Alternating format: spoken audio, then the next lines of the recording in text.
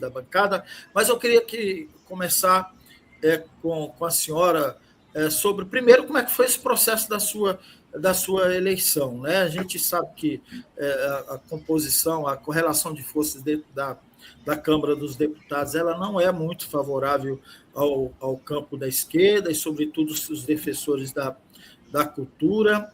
Enfim, mas eu queria que a senhora trouxesse um pouco como é que foi isso, embora tenha sido eleita por unanimidade. Mas, sobretudo, a senhora iniciasse falando quais são as principais pautas da comissão.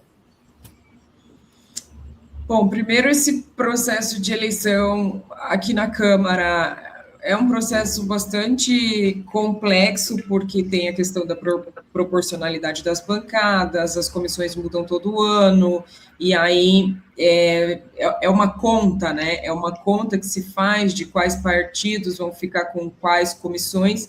O governo tem algumas prioridades. A Comissão de Cultura é uma prioridade do nosso governo. Então, é uma comissão que o nosso governo queria muito estar à frente, já estava à frente no ano anterior, com uma deputada maravilhosa também do Rio Grande do Sul, que fez um trabalho incrível na comissão, e a gente gostaria que essa comissão continuasse, né, alinhada, né, com os objetivos do governo.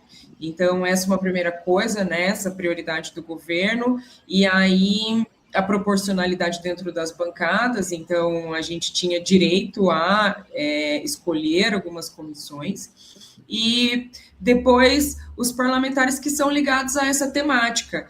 Então, eu sou uma professora, eu venho da área da educação, e a educação tem uma interface muito grande com a cultura. Mas, para além, né, dessa construção que eu tenho a partir da educação, eu sou uma mulher preta, como comecei dizendo, e atravessada pela cultura popular. Então, a cultura popular sempre me atravessou. Minha família fazia construção do carnaval. Eu sou muito ligada a muitos coletivos de cultura, sou muito ligada à cultura popular em diversos aspectos. E quando eu me torno, enfim, né, já tinha isso como pauta desde vereadora, fui vereadora na cidade de Curitiba, justamente no momento da pandemia. Então, ali naquele momento, a gente teve que fazer um diálogo muito forte com as trabalhadoras e trabalhadores da cultura que ficaram desamparados naquele momento, porque a cultura, inclusive, tem esse desafio, e quando falar da prioridade das pautas, né, da comissão, vou falar um pouco disso, mas a cultura ainda tem esse desafio de garantir condições de trabalho para os fazedores de cultura, que muitas vezes ficam vulneráveis, com vínculos de trabalho vulneráveis, ou com nenhum vínculo de trabalho. Então, a gente viu os trabalhadores, no meu estado, a gente chama de trabalhadores da graxa, não sei como é que chama aqui, os trabalhadores da cultura, que são aqueles que ficam nos bastidores, que montam os palcos, né? Então, os trabalhadores, esses trabalhadores, no momento da pandemia, a gente não tinha nenhum evento, não tinha como eles serem contratados, e geralmente eles são contratados em regimes terceirizados, contratos temporários, contratos precários. Então, a gente teve que fazer um trabalho muito grande ali no momento da pandemia, na Comissão de Cultura da Câmara de Vereadores, naquele momento, para garantir condições de vida para a cultura, tanto para os trabalhadores, enfim, né, para toda a diversidade que significa fazer cultura. Então, foi ali que a gente começou a transformar não só aquilo que a gente entende como importante. Então, assim, a gente entende que a cultura é importante, a cultura, como falei, é esse instrumento poderoso aliado à educação, que tem condições de fazer tantas coisas, preservação da nossa memória, da nossa história, o que constrói a nossa identidade, de promover educação, de promover, né, tantas coisas. Então, a gente entende essa importância, mas, para além disso, cultura precisa ser transformada em política pública. Então, foi naquele momento que essa pauta se tornou mais consistente no sentido de como a gente constrói políticas de cultura. Então, isso me trouxe para o tema.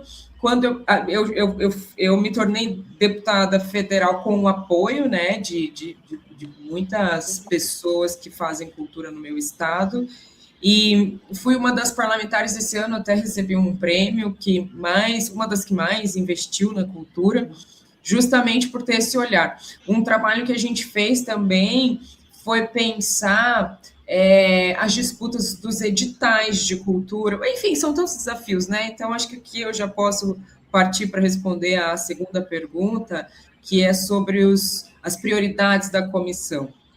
Então, assim, o Plano Nacional de Cultura, que já vem sendo construído, então a consolidação desse plano.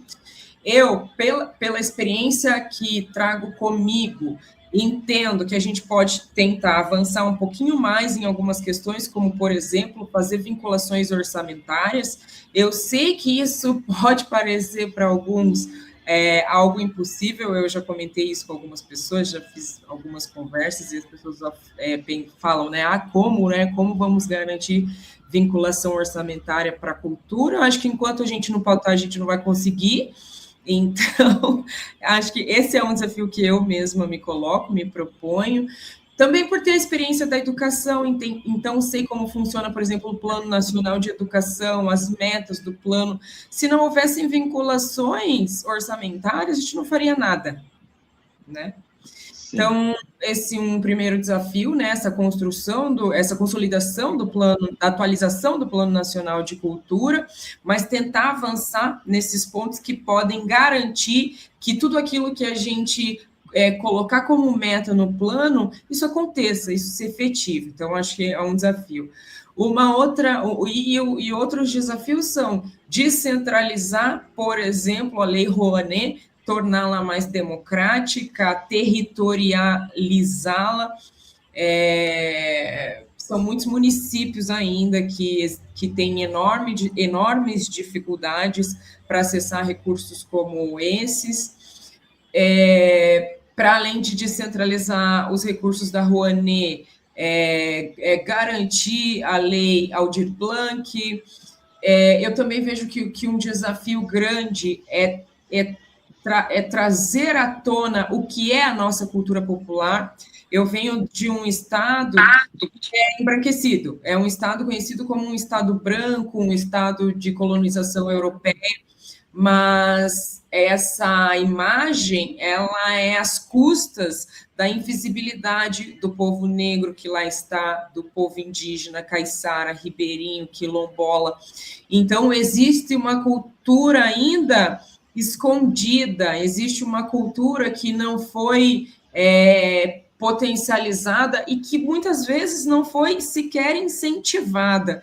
Então, a gente tem resistências culturais no meu estado, como o fandango, como a congada, que acontecem por pura resistência popular, porque o apagamento sobre essas populações e sobre o que essa população cria e sobre a produção cultural dessas populações é muito pesado, muito grande. Então, acho que visibilizar o que é cultura popular num país como o Brasil, um país diverso, um país também atravessado por muita desigualdade de gênero, de raça, de classe.